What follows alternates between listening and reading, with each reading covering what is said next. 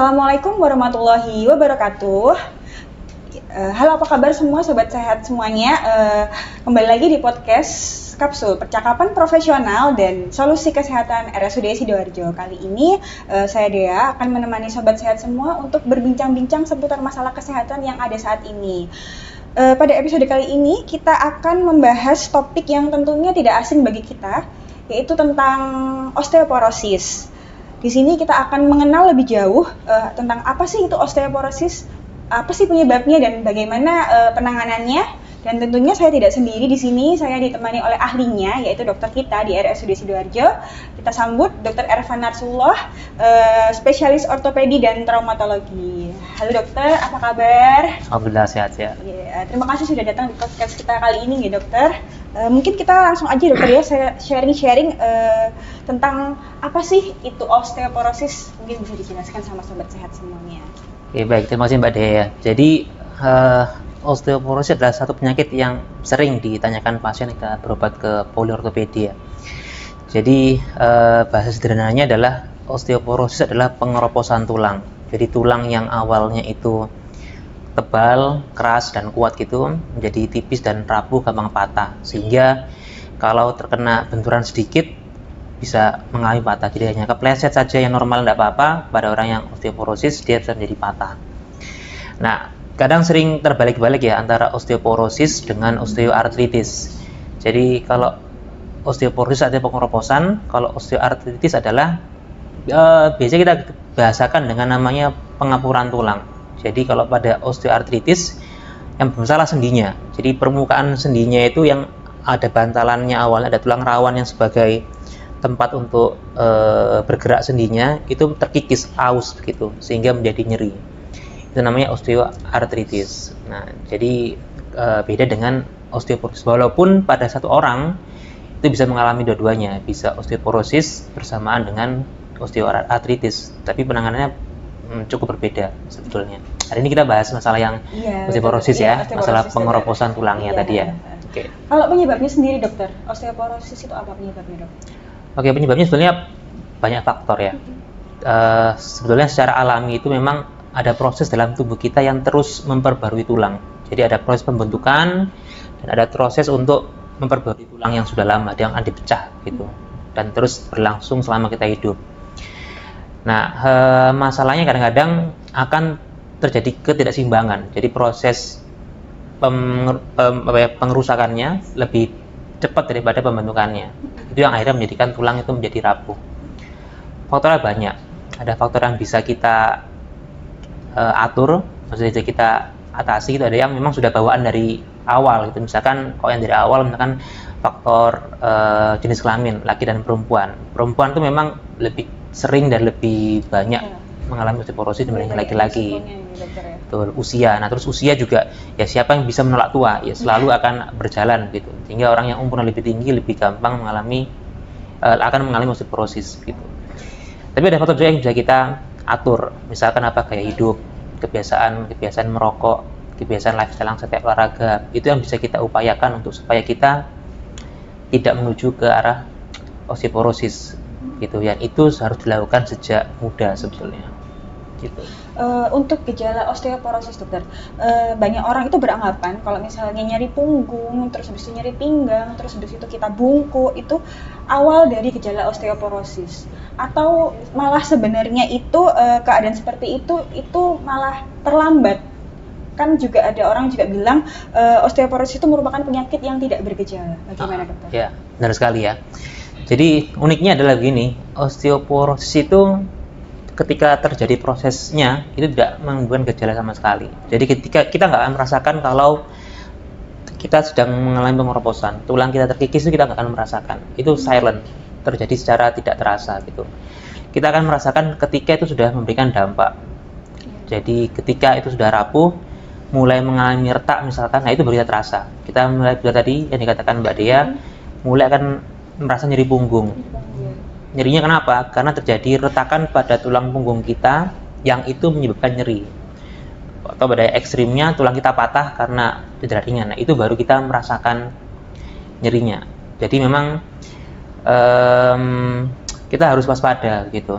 Jadi yang penting dalam osteoporosis adalah kewaspadaan gitu. Dan gimana kita mencegah supaya itu tidak terjadi gitu. Ada screening di awalnya nggak sih dokter kalau misalnya osteoporosis itu? Oke, jadi kalau di awal itu ada beberapa metode ya untuk kita mengecek apa kita kena osteoporosis atau tidak. Pertama dari kecurigaan klinis tadi.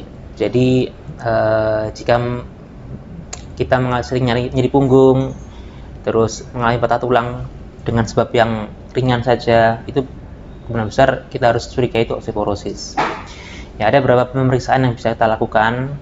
Ada yang objektif dengan alat namanya itu DEXA. Jadi kita menggunakan alat scan gitu untuk melihat secara terukur berapa sih kepadatan tulang kita gitu. Cuma masalahnya alatnya itu belum banyak tersedia gitu. Jadi dengan alat tadi itu kita bisa mengukur secara angka berapa sih ketebalan tulang kita saat ini. Namanya DEXA alatnya. Itu secara objektif. Kita juga bisa melihat nanti perkembangannya apakah ada perbaikan apa enggak. Ada cara lain sebenarnya yang mungkin untuk screening awal ya. Jadi kalau teman-teman nanti browsing di internet itu ada namanya itu FRAX score. Jadi FRAX. Jadi Fracture Assessment Score. Jadi Fracture Risk Assessment. Jadi dengan itu ada semacam kuesioner. Itu akan mengukur seberapa besar peluang kita untuk mengalami osteoporosis dalam patah tulang. Jadi kalau kita bisa gunakan alat itu, ada screening. Kalau misalkan alat tinggi ternyata skornya, sebaiknya nanti konsultasi ke dokter. Gitu. Untuk yang berisiko terkena osteoporosis itu siapa aja dokter?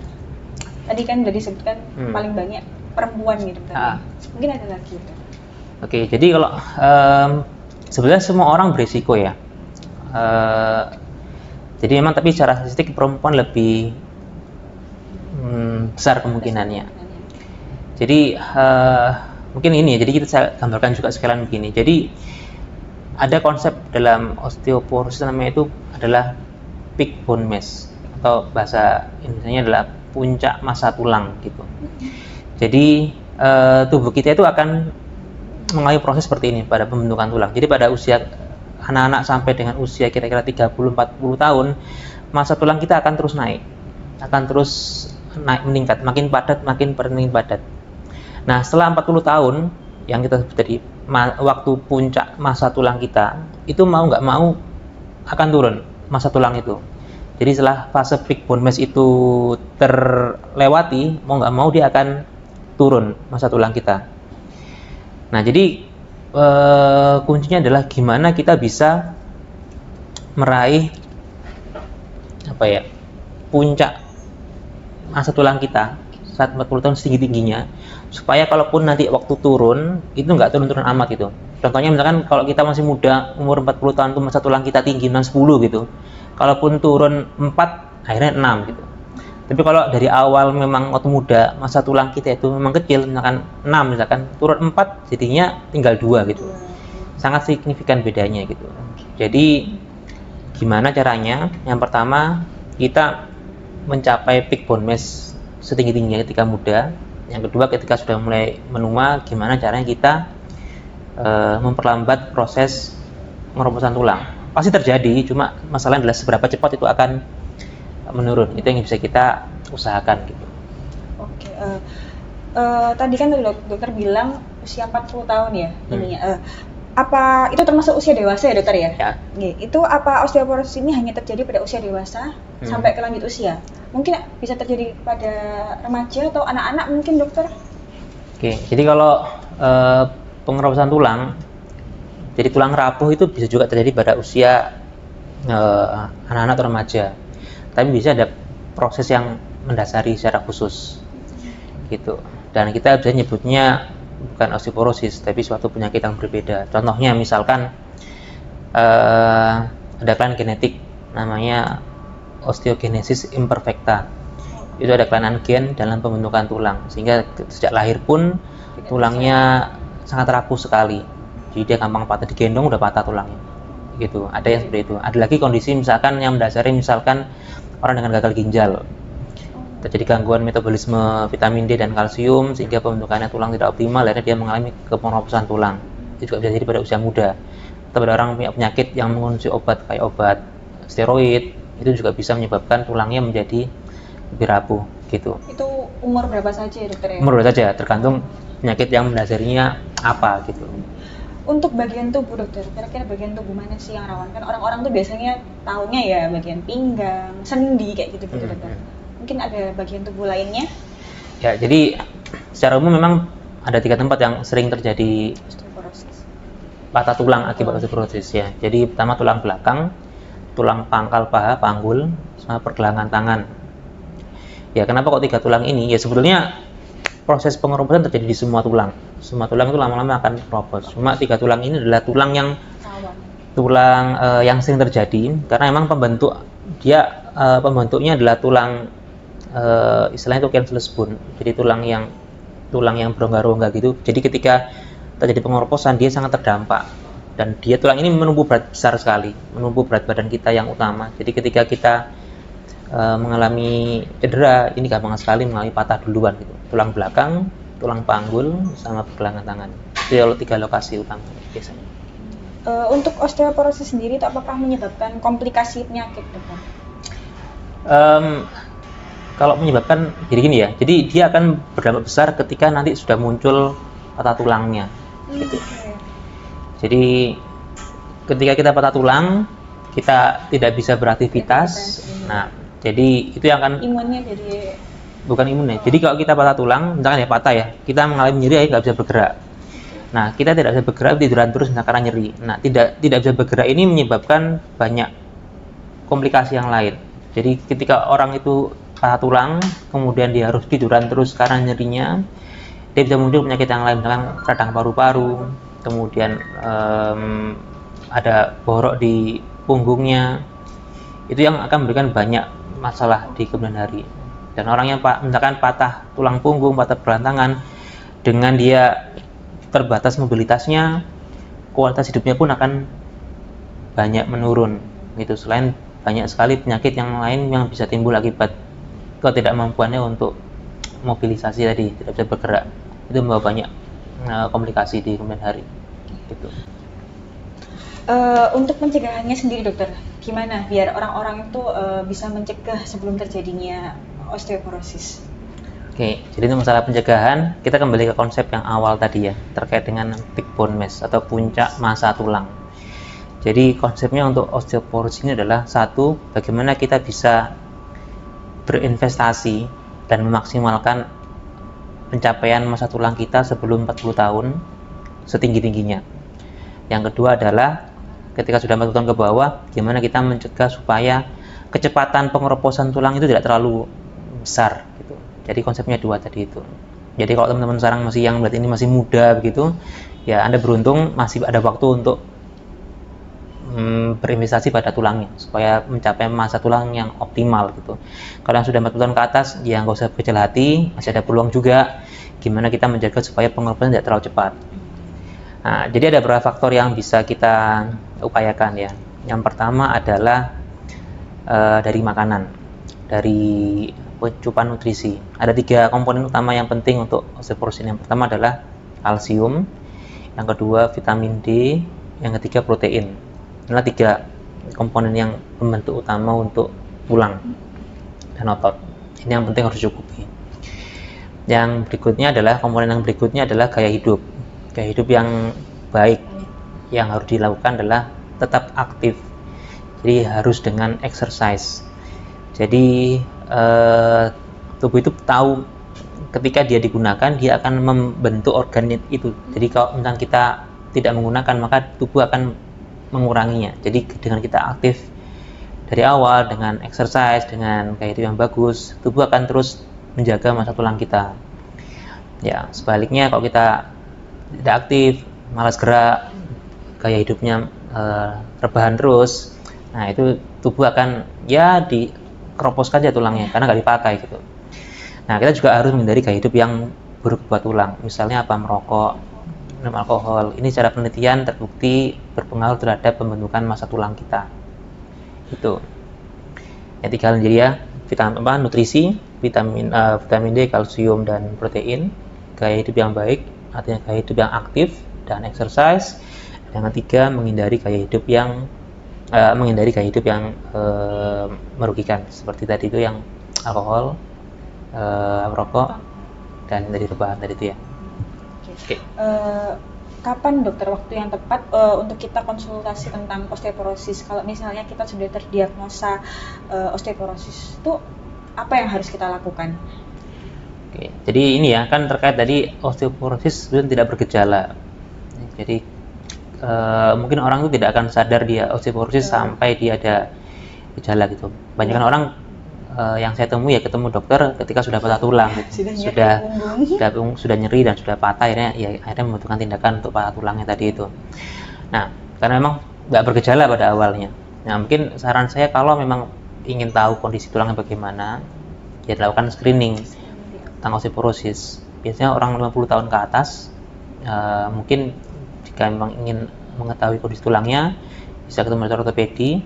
Nanti kita akan sarankan beberapa pemeriksaan yang bisa dilakukan untuk memastikan bagaimana kondisi tulangnya, apakah baik apa tidak gitu. Untuk pengobatannya sendiri dokter, kalau yang sudah osteoporosis? Ya, kalau sudah terlanjur osteoporosis, nah ada beberapa jadi ya sama dulu ya. Jadi kalau sudah terlanjur osteoporosis, ada beberapa pengobatan yang bisa kita berikan. Jadi ada beberapa golongan obat namanya bifosfonat, itu untuk mengurangi pengeroposan tulang. Itu sudah kita berikan. Ada yang obat yang diminum, ada yang disuntikkan. Itu kadang-kadang kalau memang sudah datang dengan osteoporosis dan patah tulang, misalkan ya patah tulang kita obati. Patah tulang ada yang bisa diobati tanpa operasi, digip misalkan, ada yang bisa, ada yang kadang-kadang memerlukan tindakan pemasangan implan. Kita tergantung jenis patah tulangnya. Nah, sambil tetap kita jaga tadi yang awal, jadi dari nutrisinya, dari aktivitas fisiknya, itu yang tetap harus dijaga sambil kita memberikan obat untuk pengeroposan tulangnya gitu.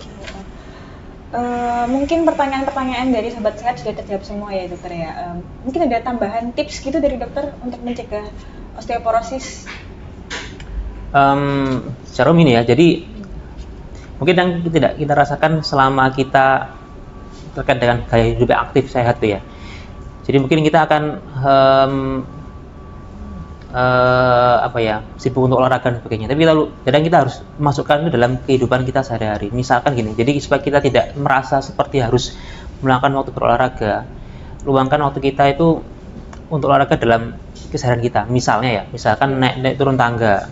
Jadi daripada ya betul, daripada kita naik lift, untungnya kantor kita ada 3. Daripada kita naik lift, ya kita biasakan naik turun tangga.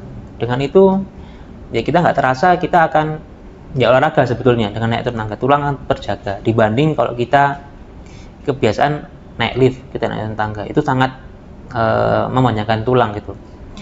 Misalkan juga kalau kita mau ke masjid di rumah, sehari ke masjid, sholat di masjid misalkan berapa meter dari rumah, daripada naik motor ya jalan kaki aja gitu. Itu akan membuat kegiatan kita akan tidak terasa kita berolahraga sebetulnya, dan sekaligus kita melakukan tanpa beban karena kita melakukan dalam keseharian kita. Jadi menurut saya adalah biasakan gaya hidup aktif dan ikutkan itu dalam pola hidup kita sehari-hari gitu.